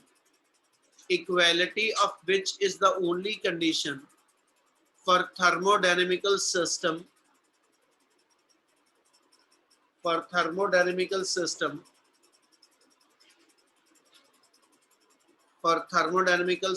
to be in thermal equilibrium. For thermodynamical system to be in thermal equilibrium.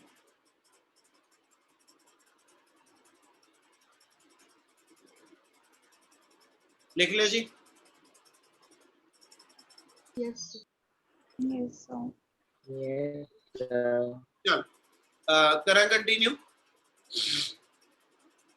Yes, sir.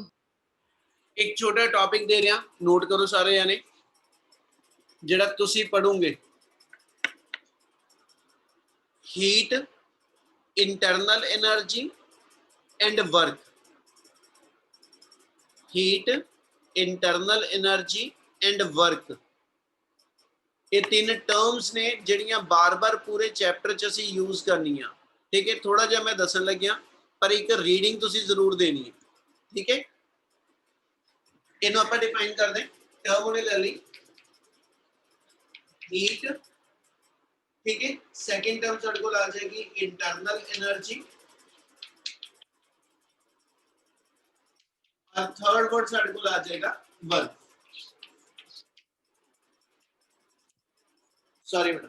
So heat, internal energy ते work तीन अपने को depend करता जी ऐसे variables ने या terms ने जिहड़ियां बार-बार यूज जानियां. Number 1 heat energy. जी ਆਪਾਂ ਹੀਟ એનર્ਜੀ ਨੂੰ ਡਿਫਾਈਨ ਕਰਨਾ ਹੋਵੇ ਤੇ what do you mean by the term heat energy ਕਿਦਾਂ ਡਿਫਾਈਨ ਕਰਾਂਗੇ?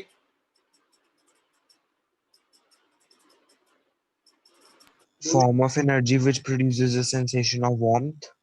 ਬਿਲਕੁਲ ਕਹਿ ਸਕਦੇ ਹੋ, ਹੈਨਾ. ਅਸੀਂ ਇਹਨੂੰ ਇਦਾਂ ਕਹਿ ਦਿੰਦੇ. ਫਿਰ ਜੇ ਅਸੀਂ ਥਰਮੋਡਾਇਨਾਮਿਕਸ ਵਰਡ ਲਈਏ ਤਾਂ ਜੇ ਅਸੀਂ ਫਲੋ ਆਫ ਹੀਟ એનર્ਜੀ ਲੈਂਦੇ ਨਾ ਤਾਂ ਅਸੀਂ ਕਹਿੰਦੇ ਜੀ heat is a form of energy which flow from कहता जी body which is at a higher temperature towards the body which is at a lower temperature. ਇਹਨੇ ਸੀ ਕਹਿੰਦੇ ਜੀ ਜਿਹੜੀ એનર્ਜੀ ਦੀ ਫਾਰਮ ਹੈ ਨਾ ਐਸ ਸੱਚ ਫਲੋ ਕਰਦੀ ਆ, ठीक है अंडर द कंडीशन कि भी एक बॉडी मेरे को ਜਿਹੜੀ ਆ ਉਹ ਹਾਈ ਟੈਂਪਰੇਚਰ ਤੇ ਹੋਏ ਤੇ ਦੂਜੀ ਬॉडी मेरे को ਜਿਹੜੀ ਉਹ ਲੋ ਟੈਂਪਰੇਚਰ ਤੇ ਫਿਰ ਉਹਦੇ ਅੰਦਰ ਫਲੋ ਆਫ એનર્ਜੀ ਜਿਹੜਾ ਹੋਏਗਾ that is in the form of a heat ਅਸੀਂ ਉਹਨੂੰ ਡਿਫਾਈਨ ਕਰ ਦਿੰਦੇ ਕਿ ਮੇਰੇ ਕੋਲ ਹੀਟ ਆ ਜਾਏਗੀ सेकंड टर्म है कि internal energy what do you mean by the term internal energy बोलेगा कोई है ना सचलीन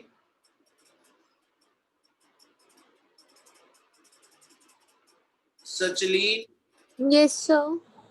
इंटरनल एनर्जी जो आइडिया होए बेटा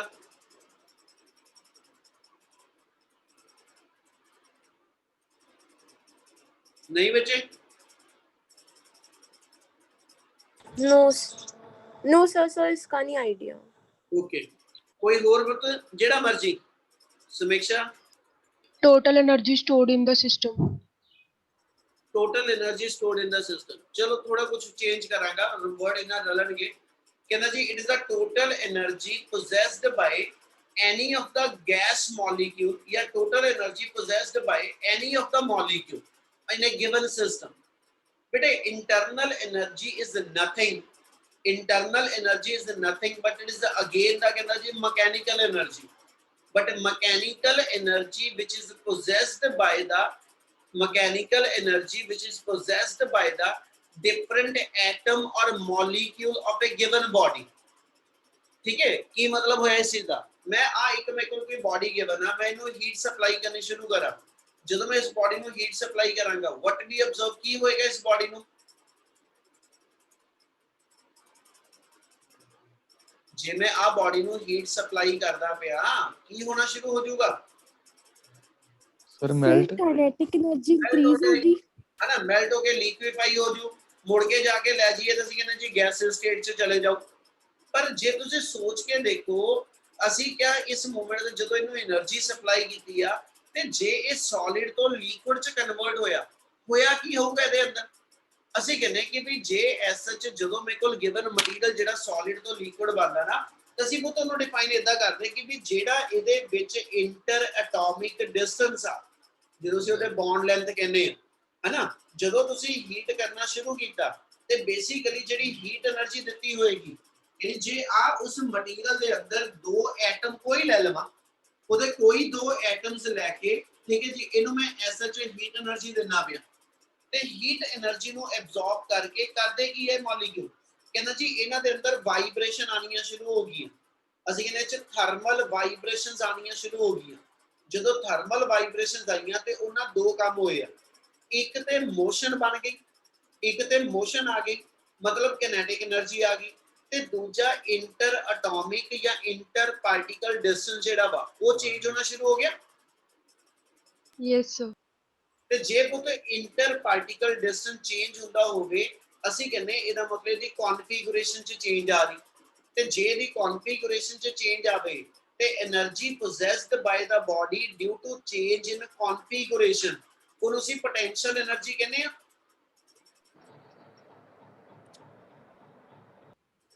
ਬੇਟਾ ਗੱਲ Yes, sir. Yes, sir. Yes, sir.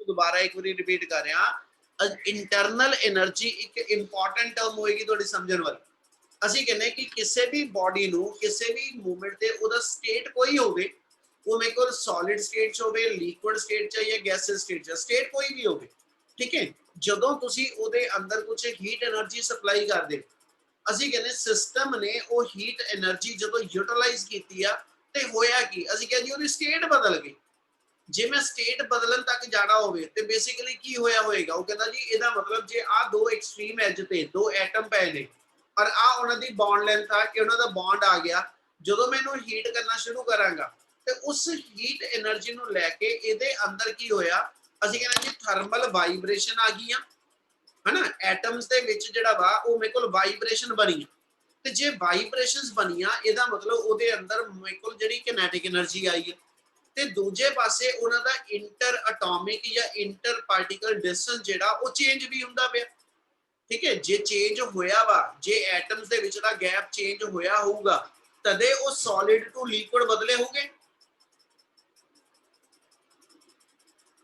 Yes, sir. ਹਾਂਜੀ ਸਰ। Yes, sir. ਮਤਲਬ ਇਹ ਹੋਇਆ ਕਿ ਜੇ ਇੰਟਰ ਐਟੋਮਿਕ ਜਾਂ ਇੰਟਰ ਪਾਰਟੀਕਲ ਗੈਪ ਚੇਂਜ ਹੁੰਦੇ ਪਏ ਆ, ਅਸੀਂ ਕਹਿੰਦੇ ਕਨਫੀਗੂਰੇਸ਼ਨ ਚੇਂਜ ਹੋ ਰਹੀ, ਤੇ ਕਨਫੀਗੂਰੇਸ਼ਨ ਦੀ ਚੇਂਜ ਕਰਕੇ ਜਿਹੜੀ એનર્ਜੀ ਇਨਵੋਲਡ ਹੁੰਦੀ ਆ ਉਹਨੂੰ ਅਸੀਂ ਕਹਿ ਦਿੰਦੇ ਆ ਉਹ ਪੋਟੈਂਸ਼ੀਅਲ એનર્ਜੀ ਆ। ਇਹਦਾ ਮਤਲਬ ਇਹ ਹੋ ਗਿਆ ਕਿ whenever we supply the energy to the system, ਤੁਸੀਂ ਸਿਸਟਮ ਨੂੰ એનર્ਜੀ ਦਿੱਤੀ, ਉਹਦੇ ਨਾਲ ਕੀ ਹੋਇਆ ਕਿ ਵੀ ਆ ਪੈਨ ਨੂੰ ਜੇ ਮੈਂ એનર્ਜੀ ਦਿੱਤੀ ਆ ਹਨਾ, ਇਹ ਚ ਕੋਈ ਮੋਸ਼ਨ ਤੇ ਆਈ ਨਹੀਂ, ਇਹਦੀ ਹਾਈਟ ਦਾ ਕੋਈ ਚੇਂਜ ਹੋਈ ਨਹੀਂ, ਹਾਂ ਪਰ ਇਹਦੀ ਜਿਹੜੀ ਐਸਐਚ ਸਟੇਟ ਆ ਉਹ ਬਦਲਣੀ ਸ਼ੁਰੂ ਹੋ ਗਈ, ਇਹ ਸੋਲਿਡ ਤੋਂ ਲਿਕੁਇਫਾਈ ਹੋਣਾ ਸ਼ੁਰੂ ਹੋ ਗਿਆ। ਇਹਦਾ ਮਤਲਬ ਜਿੰਨੀ ਵੀ એનર્ਜੀ ਮੈਨੂੰ ਦੇਣਾ ਪਿਆ that energy goes inside the molecule, ਇਹਦਾ ਮਤਲਬ ਇਹਦੇ ਅੰਦਰ ਜਿਹੜੇ ਐਟਮ ਮੋਲੀਕਿਊਲ ਪ੍ਰੈਜ਼ੈਂਟ ਨੇ ਉਹਨਾਂ ਕੋਲ ਉਹ એનર્ਜੀ ਪਹੁੰਚੀ। Yes, sir. ਤੇ ਜਦੋਂ Yes, sir. ਇਹਦੇ ਅੰਦਰ ਮੋਲੀਕਿਊਲਸ ਕੋਲ ਪਹੁੰਚੀ ਹੈ ਨਾ, ਤੇ ਉਸ એનર્ਜੀ ਨੂੰ ਲੈ ਕੇ ਮੋਲੀਕਿਊਲ ਦੇ ਵਿਚਲਾ ਜਿਹੜਾ ਇੰਟਰ ਪਾਰਟੀਕਲ ਗੈਪ ਆ ਉਹ ਚੇਂਜ ਹੋਣਾ ਸ਼ੁਰੂ ਹੋ ਗਿਆ। ਉਹਨਾਂ ਐਟਮ ਔਰ ਮੋਲੀਕਿਊਲ ਦੇ ਅੰਦਰ ਥਰਮਲ ਵਾਈਬ੍ਰੇਸ਼ਨਸ ਆਉਣੀਆਂ ਸ਼ੁਰੂ ਹੋ ਗਈਆਂ, ਤੇ ਇਹ ਥਰਮਲ ਵਾਈਬ੍ਰੇਸ਼ਨ ਤੇ ਇੰਟਰ ਪਾਰਟੀਕਲ ਗੈਪ ਦੀ ਫਾਰਮ ਚ ਜਿਹੜੀ એનર્ਜੀ ਗਈ ਆ ਹਨਾ, it is nothing but it is again the kinetic and potential energy, but it is a kinetic and potential energy possessed by the different gas molecule या different कहना जी molecule of a body।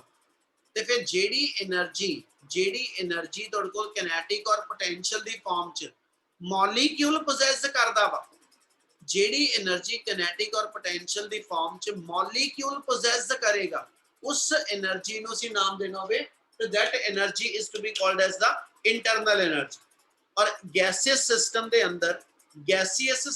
ਅੰਦਰ ਅਸੀਂ ਇਹਦਾ define ਕਰ ਦਾਂਗੇ ਕਿ ਵੀ ਜਿਹੜੀ ਟੋਟਲ ਇੰਟਰਨਲ એનર્ਜੀ ਆ, ਇੰਟਰਨਲ એનર્ਜੀ ਦਾ ਸਿੰਬਲ ਯੂ ਰੱਖਾਂਗੇ, it is a sum total of kinetic energy and potential energy, ਯਾਨੀ ਕਿ ਉੱਤੇ ਇਹ ਦੋ ਟਾਈਪ ਦੀ ਮੇਰੇ ਕੋਲ એનર્ਜੀ ਦੀ ਸਮ ਟੋਟਲ ਹੈਗੀ। ਮਕੈਨੀਕਲ એનર્ਜੀ ਆ, ਮੈਂ ਬਾਰ-ਬਾਰ ਕਹਿ ਰਿਹਾ ਹੈਗੀ ਮਕੈਨੀਕਲ એનર્ਜੀ ਆ, ਪਰ mechanical energy possessed by the different molecule of a substance, body ਨਹੀਂ possess ਕਰਦੀ ਪਈ, ਇਸ body ਦੇ ਅੰਦਰ ਜਿਹੜੇ different molecules ਨੇ ਉਹਨਾਂ ਕੋਲ ਜਿਹੜੀ એનર્ਜੀ ਆ ਹਨਾ, ਉਹਨਾਂ ਦੀ internal energy ਨੂੰ ਅਸੀਂ ਕੰਸੀਡਰ ਕਰਦੇ ਪਏ, ਤੇ ਉਹਨੂੰ ਅਸੀਂ ਨਾਮ ਦੇ ਦਿੰਦੇ ਕਿ ਵੀ ਇਹ kinetic ਤੇ potential ਦੋ ਫਾਰਮ ਚ ਹੋਏਗੀ।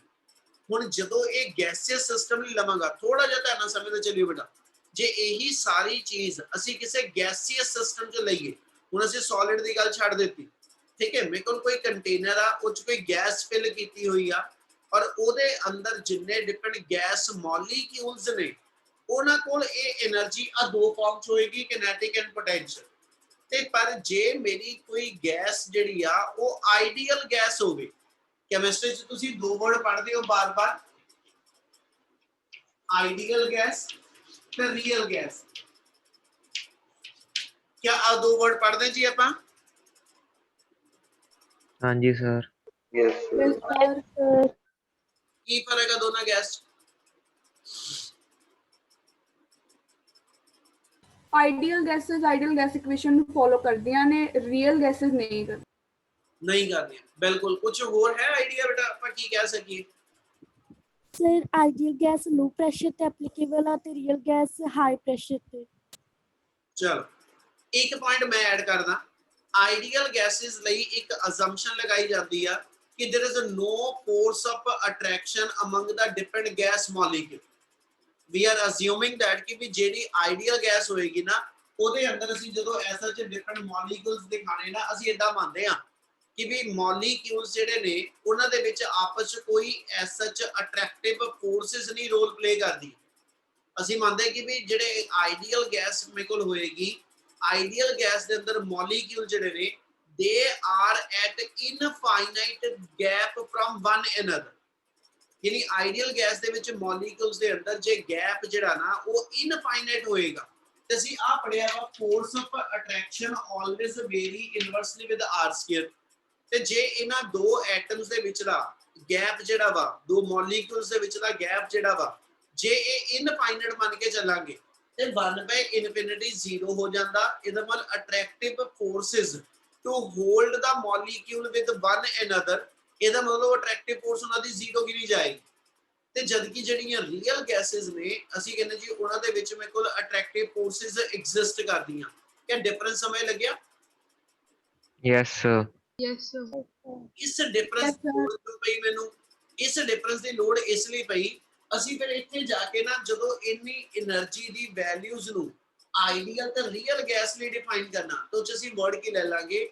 ਆਈਡੀਅਲ ਗੈਸਿਸ ਦੇ ਅੰਦਰ ਜਿਹੜਾ ਇੰਟਰ ਪਾਰਟੀਕਲ ਗੈਪ ਹੈ ਨਾ ਉਹ ਇਨਫਾਈਨਾਈਟ ਆ, ਤੇ ਜੇ ਇੰਟਰ ਪਾਰਟੀਕਲ ਗੈਪ ਇਨਫਾਈਨਾਈਟ ਆ, ਅਸੀਂ ਟੌਪਿਕ ਪੜਿਆ ਹੋਇਆ ਗ੍ਰੈਵੀਟੇਸ਼ਨ ਪੋਟੈਂਸ਼ੀਅਲ એનર્ਜੀ, ਉਹਦੇ 'ਚ ਆ ਫਾਰਮੂਲਾ ਪੜਿਆ ਸੀਗਾ -gmm/r, ਪਤਾ ਜੋ ਲਿਖਦਾ ਪਿਆ? Yes, sir. Yes, sir. ਉਹ ਐਟਮਸ ਦੇ ਵਿਚਲਾ ਗੈਪ ਇਨਫਾਈਨਾਈਟ ਹੋ ਗਿਆ, ਤੇ ਇਹਦਾ ਮਤਲਬ ਉਹਨਾਂ ਦੀ ਜਿਹੜੀ ਪੋਟੈਂਸ਼ੀਅਲ એનર્ਜੀ ਹੋਏਗੀ ਨਾ ਉਹ ਜ਼ੀਰੋ ਕੀ ਨਹੀਂ ਜਾਏਗੀ। ਇਹਦਾ ਜਦੋਂ ਦੋ ਐਟਮ ਇੱਕ ਦੂਜੇ ਤੋਂ ਇਨਫਾਈਨਾਈਟ ਗੈਪ ਤੇ ਸੈਪਰੇਟ ਆ ਤੇ ਉਹਨਾਂ 'ਚ ਕੋਈ ਪੋਟੈਂਸ਼ੀਅਲ એનર્ਜੀ ਨਹੀਂ ਕੰਸੀਡਰ ਹੁੰਦੀ, ਉਦੋਂ ਅਸੀਂ ਸਿਰਫ ਇਹ ਮੰਨਦੇ ਇਹਨਾਂ ਐਟਮ ਮੋਲੀਕਿਊਲਸ ਦੇ ਵਿੱਚ ਨਾ ਸਿਰਫ ਮੋਸ਼ਨ ਹੀ ਮੋਸ਼ਨ ਆ, ਠੀਕ ਹੈ, ਆਪਸ 'ਚ ਇੱਕ ਦੂਜੇ ਵਾਸਤੇ ਕੋਈ ਇੰਟਰੈਕਸ਼ਨ ਹੈ ਨਹੀਂ ਗੀ। ਇਸ ਲਈ ਇਹਨਾਂ ਦੀ ਜਿਹੜੀ ਐਸਐਚ એનર્ਜੀ ਵੈਲਿਊਜ਼ ਨੇ, ਹਨਾ, ਜਿਹੜੀ ਇਹਨਾਂ ਦੀ ਇੰਟਰਨਲ એનર્ਜੀ ਵੈਲਿਊਜ਼ ਨੇ, ਉਹ 'ਚ ਅਸੀਂ ਫਿਰ ਕੀ ਕਹਿੰਦੇ, ਆਈਡੀਅਲ ਗੈਸਿਸ ਦੇ ਅੰਦਰ ਜੇ ਕੋਈ ਇੰਟਰੈਕਸ਼ਨ ਨਹੀਂ ਹੈਗੀ ਤੇ ਇਹਨਾਂ ਦੀ ਪੋਟੈਂਸ਼ੀਅਲ એનર્ਜੀ ਜ਼ੀਰੋ ਆ, ਇਹਨਾਂ ਦੀ ਪੋਟੈਂਸ਼ੀਅਲ એનર્ਜੀ ਜ਼ੀਰੋ ਆ, and whole of the internal energy is only available in the form of kinetic energy। मतलब इस कंटेनर ਦੇ ਅੰਦਰ ਮੋਲੀਕਿਊਲ ਕੋਈ ਕਿਸੇ ਨਾਲ ਲੈਣ ਦੇਣ ਨਹੀਂ ਰੱਖਦਾ, ਸਾਰੇ ਇੰਡੀਪੈਂਡੈਂਟ ਮੂਵ ਕਰਦੇ ਆ, ਔਰ ਇੰਡੀਪੈਂਡੈਂਟ ਮੂਵ ਕਰਨ ਕਰਕੇ, ਠੀਕ ਹੈ, ਸਾਰਿਆਂ ਦੀ ਫ੍ਰੀ ਮੂਵਮੈਂਟ ਹੋਏਗੀ, ਸਾਰਿਆਂ ਕੋ ਫ੍ਰੀ ਕਿਨੇਟਿਕ એનર્ਜੀ ਹੋਏਗੀ, ਕਿਸੇ ਵੀ ਮੋਲੀਕਿਊਲ ਦੀ ਕਿਸੇ ਨਾਲ ਇੰਟਰੈਕਸ਼ਨ ਨਾ ਹੋਣ ਕਰਕੇ ਉਹਨਾਂ ਕੋ ਪੋਟੈਂਸ਼ੀਅਲ એનર્ਜੀ ਹੋਏਗੀ। ਕਿ ਇੰਨੀ ਗੱਲ ਸਮਝ ਲੱਗੀ?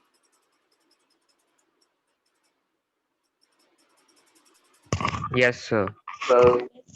ਜਿਹੜੇ ਇੰਨੀ ਗੱਲ ਸਮਝ ਲੱਗਦੀ ਪਈ, internal energy is the sum of kinetic energy and potential energy possessed by the different gas molecule, ठीक है। बट जे वो गैस मेरी आइडियल गैस होएगी ते आइडियल गैस के अंदर इंटरैक्शन ना होने करके उन्हां च एटम्स दा गैप इनफाइनाइट होने करके उन्हां दी ग्रेविटेशन पोटेंशियल एनर्जी जीरो होएगी, जिदे करके मॉलिक्यूल को सिर्फ और सिर्फ internal energy kinetic the form च होएगी।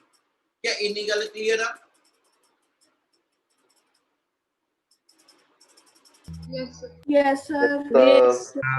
ਲਾਸਟ ਵਰਡ ਸਿਰਫ 1 ਮਿੰਟ ਦਾ ਹੀ, ਵਰਕ ਨੂੰ ਡਿਫਾਈਨ ਕਰੀਏ ਤਾਂ ਅਸੀਂ ਵਰਕ ਕਿੱਥੋਂ ਲੈ ਕੇ ਚੱਲੀਏ? ਉਹ ਕਹਿੰਦਾ ਪੁੱਤ ਜਿਹੜਾ ਅਸੀਂ ਐਸਐਚ ਮਕੈਨੀਕਲ ਵਰਕ ਕੰਸੀਡਰ ਕਰਾਂਗੇ, it means if some heat energy will be given to the system, if some heat energy will be given to the system and that heat energy is to be converted into the mechanical work, है ना। सो mechanical work ਜਿਹੜਾ create ਹੋਏਗਾ ਤੇ heat energy ਜਿਹੜੀ ਆਪਸ ਚ system ਨੂੰ supply ਕਰਾਂਗੇ, ਇਹਨਾਂ ਚੀਜ਼ਾਂ ਨੂੰ ਅਸੀਂ ਆਪਸ ਚ ਜਦੋਂ ਲਿੰਕ ਕਰਨਾ ਵਾ ਤੇ ਉਹਦੇ ਲਈ ਇੱਕ ਰਿਲੇਸ਼ਨ ਆ ਜਾਂਦਾ, ਉਹਨੂੰ ਅਸੀਂ ਨਾਮ ਦਿੰਦੇ ਜਾਊਲਸ ਮਕੈਨੀਕਲ ਇਕੁਇਵਲੈਂਟ ਆਫ ਹੀਟ। ਅਸੀਂ ਵਰਕ ਤੇ ਹੀਟ ਨੂੰ ਆਪਸ ਲਿੰਕ ਕਰਨਾ ਹੋਵੇ ਤਾਂ ਅਸੀਂ ਇਹਨੂੰ ਇਦਾਂ ਲਿਖ ਦਿੰਦੇ, ਵਰਕ ਐਂਡ ਹੀਟ ਦੇ are direct proportional, work and heat are direct proportional, ਜਿੰਨਾ ਮੇਰੇ ਕੋਲ ਹੀਟ એનર્ਜੀ ਸਿਸਟਮ ਨੂੰ ਸਪਲਾਈ ਕਰਾਂਗਾ ਉਹਦੇ ਅਕੋਰਡਿੰਗਲੀ ਹੀ ਸਿਸਟਮ ਨੇ ਮਕੈਨੀਕਲ ਵਰਕ ਪਰਫਾਰਮ ਕਰਨਾ, ਠੀਕ ਹੈ। ਤੇ ਇਹਨਾਂ ਦੋਨਾਂ ਨੂੰ ਆਪਸ ਵਿੱਚ ਲਿੰਕ ਕਰਨ ਲਈ ਇੱਕ ਕਨਸਟੈਂਟ ਇੰਟਰੋਡਿਊਸ ਕਰਦਾ ਪਿਆ, ਜਿਹਨੂੰ ਅਸੀਂ ਨਾਮ ਦਿੰਨੇ ਜਾਊਲ ਮਕੈਨੀਕਲ ਇਕੁਇਵਲੈਂਟ ਆਫ ਹੀਟ। ਜੇ ਨਾਮ ਦੇ ਵਰਡ ਪੂਰੇ ਕਰੋ, ਜਾਊਲ ਮਕੈਨੀਕਲ ਇਕੁਇਵਲੈਂਟ, ਮਕੈਨੀਕਲੀ ਇਕੁਇਵਲੈਂਟ ਟਰਮ ਜਿਹੜੀ ਬਣਨੀ ਆ ਹੀਟ ਦੇ, मतलब हीट दे इक्विवेलेंट, हीट एनर्जी दे इक्विवेलेंट ਜਿਹੜੀ ਸਾਡੀ ਮਕੈਨੀਕਲ ਵਰਕ ਦੇ ਬਰਾਬਰ ਦੀ ਟਰਮ ਆਣੀ ਆ, ਉਹ ਆਪਸ ਲਿੰਕ ਕਰਨ ਲਈ ਹਮੇਸ਼ਾ ਸਾਡੇ ਕੋਲ ਇੱਕ ਕਾਂਸਟੈਂਟ ਰਹੇਗਾ, where constant is to be called as the joule mechanical equivalent of a heat, और इस joule constant ਦੀ ਵੈਲਿਊ 4.2 ਆ ਜਾਏਗੀ। यानी एक न्यूमेरिकल फैक्टर होएगा ਜਿਹੜਾ ਮਕੈਨੀਕਲ ਵਰਕ ਨੂੰ ਤੇ ਹੀਟ એનર્ਜੀ ਨੂੰ ਆਪਸ ਵਿੱਚ ਇੱਕ ਦੂਜੇ ਦੇ ਇਕੁਇਵਲੈਂਟ ਡਿਫਾਈਨ ਕਰੇਗਾ। ਕਿ ਇੰਨੀ ਗੱਲ ਕਲੀਅਰ ਆ? Yes, sir. Yes, sir. Yes, sir. ਚਲੋ ਇੰਨਾ ਸਮੇਂ ਲੱਗਿਆ ਜੀ ਜੋ